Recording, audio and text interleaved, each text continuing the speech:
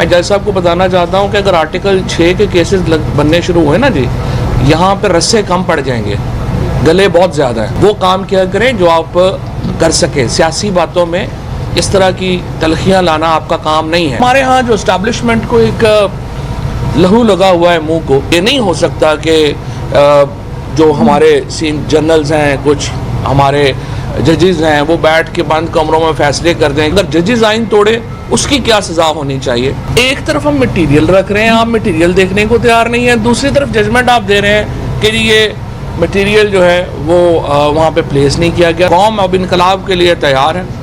फैसला अब आपने ये करना है कि ये इनकलाब वोट से आने देना है या हमने श्रीलंका की तर्ज के ऊपर आगे बढ़ना चाहते हैं। साइफर की इन्वेस्टिगेशन आखिर क्यों नहीं हो रही? क्योंकि साइफर की इन्वेस्टिगेशन होगी तो उसमें मसले आएंगे, उसमें गुफ्तगू होगी, लेकिन शायद गुफ्तगू से हम परहेज़ करना चाहते हैं। जब अमेरिका का साबिक वज़ीर दिफा ये बात कह रहा है कि जी हाँ, बोल्टन की स्टेटमेंट जिन लोगों ने कल पढ़ी हो, जॉन बोल्टन कह रहा है कल कि जी उसने एतराफ़ किया है कि अमेरिका दुनिया में रजीम चेंजेस ऑपरेशन करता रहा है और हमने ऐसे काम जो हैं वो वहाँ पे किए हैं।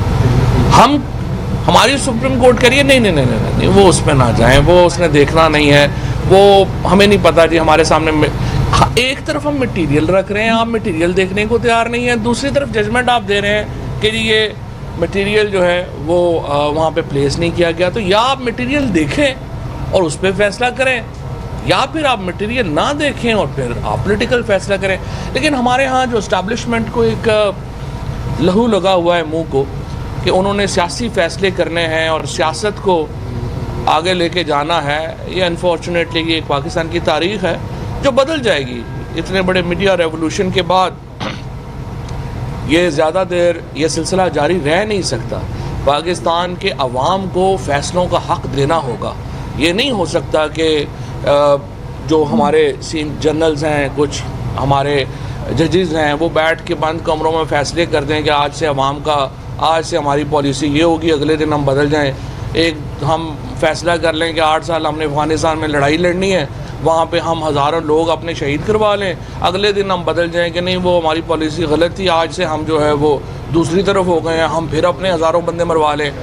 मतलब जिस तरीके से पॉलिसीज़ पाकिस्तान में बन रही हैं ये तो मजाक है। हमारे बच्चों को जिस तरह से जो शहीद हो रहे हैं, हमारे लोग जिस तरीके से यहाँ पे अपनी जानों के नजराने दे रहे हैं, इस तरह से पॉलिसीज़ कौमें नहीं बनाती जिस तरह से हमारे जो 8-10 लोग ऊपर बैठ के बना देते हैं। और इसीलिए मैंने ये कल बात कही थी और अब भी मैं याद दहानी कराना चाहता हूँ कि कौम अब इनकलाब के लिए तैयार है।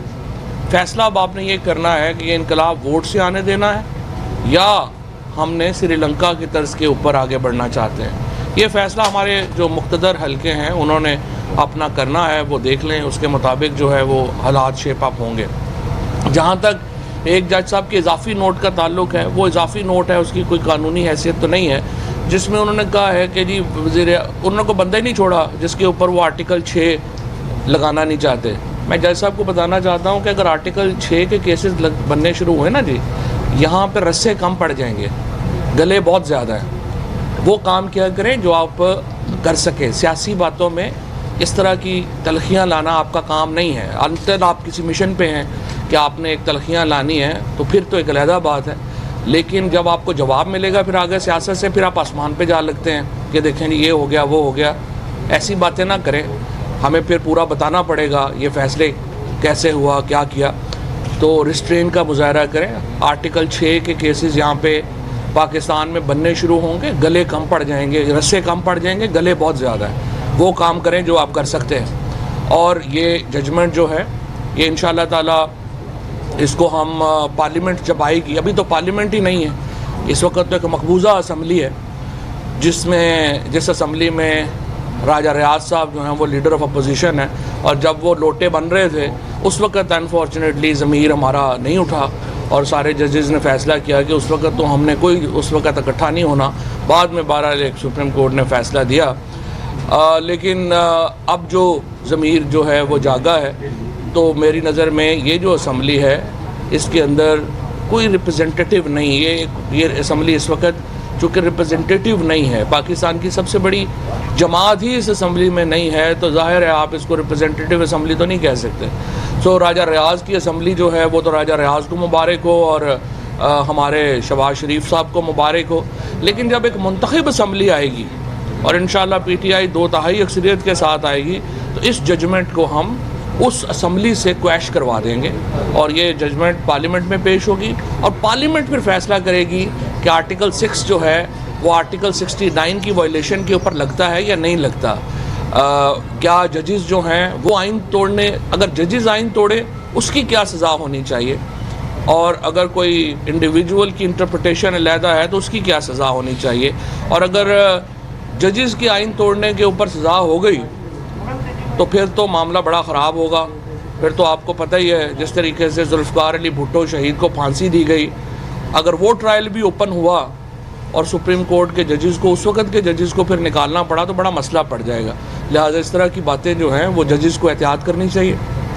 पाकिस्तान की सबसे बड़ी सियासी ताकत है, उसका मैंडेट का एहतराम करना चाहिए, और इसी तरीके से जो पाकिस्तान के अंदर हमारी जो सियासी फ़ैसले हैं वो सियासी मैदान में होने दें। आपको ये शौक़ नहीं होना चाहिए। आप ये तो देखें ना, एक कैरियर की बात है। जजेस ने, जर्नल्स ने अपना एक कैरियर चुना है, उन्होंने सोचा कि नहीं हम ये हमारा ये कैरियर होगा। जब आप एक कैरियर चुन लेते हैं फिर आप उसके वक़ार के मुताबिक फ़ैसले करते हैं। ये नहीं कि आपने करनी जो है वो जजी है, करना हमने जो है वो हमने कमीशन लिया हुआ है फ़ौज में, लेकिन हमने फिर सियासत भी करनी है। ये तो नहीं हो सकता। आप या सियासत करेंगे या आप अपना काम करेंगे।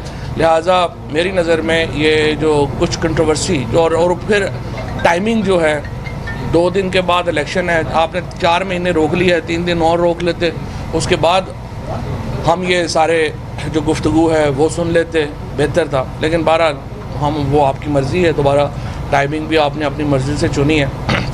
अब हम मुतालबा हमारा ये है, दोबारा मैं ये कहना चाहता हूँ, ये जो साइफ़र है जिसके नतीजे में पाकिस्तान में हुकूमत की तब्दीली अमल में आई, एक आलमी साजिश के नतीजे में, जहाँ से इमरान ख़ान को पाकिस्तान की वज़ारत उज़्मा से हटाया गया, इस साइफ़र की तहकीकात होनी चाहिए। सुप्रीम कोर्ट के चीफ जस्टिस के पास ये साइफ़र पड़ा हुआ है। अच्छा, दूसरी बात यह है, सुप्रीम कोर्ट ने अपनी जजमेंट में लिखा है कि वो साइफ़र पेश नहीं किया गया। वो साइफ़र तो चीफ जस्टिस साहब के पास पड़ा हुआ है। तो ये सवाल तो जो साथी जजेस हैं वो चीफ जस्टिस साहब से करें कि उन्होंने उनको साइफ़र क्यों नहीं पढ़ने को दिया। अगर साइफ़र पढ़ना इम्पॉर्टेंट था, मटेरियल इम्पॉर्टेंट था, तो वो आप चाहते हैं, अगर स्पीकर साहब से हम ये तवक्को करेंगे कि वो जाके वहाँ पे पढ़ के सुनाएं, तो फिर आपकी मर्ज़ी है, उनको बुला लें, पढ़ के भी सुना देते हैं। लेकिन वो साइफ़र चीफ जस्टिस साहब के पास उनके ऑफिस में सील्ड है, तो आपको चाहिए था कि ये जजमेंट लिखने से पहले अपने साथी जजेस को पढ़वा देते कि ये साइफ़र है और इसमें ये लैंग्वेज इस्तेमाल हुई है। उसके बाद नेशनल सिक्योरिटी कमेटी के जो मिनट्स हैं वो बड़े इंपॉर्टेंट हैं, उन मिनट्स को मंगवा के पढ़ लेते आप कि क्या उनमें लिखा हुआ है। वो अभी तक रिवील नहीं हुए, और आपको कमीशन बनाना चाहिए जिसमें आप ये सारे मामला